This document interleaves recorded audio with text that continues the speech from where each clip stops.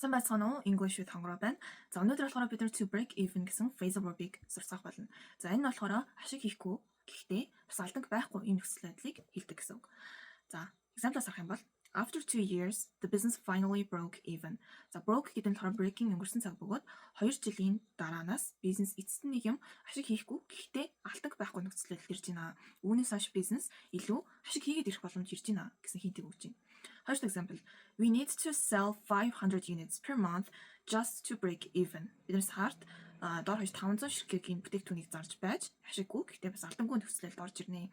Хэрэв 501, 502 гэдэг их хвцлийн үнээс дээш тооны бараа бүтээгдэхүүн зараад ирэх юм бол ашигтай болж ирж байгаа гэсэн үг. За English with хонгороо маань 3 сарын 19-нд эхлэх IELTS-ийн сургалтанд элсэлт авч байгаа. Энэ сургалт маань болохоор 2 сар үргэлжлэх бөгөөд онлайнаар явагддаг. За бүх бичлэгүүд нь рекорд хийдэг явдаг учраас мөн хизээд мөнхөж үзэх боломжтой.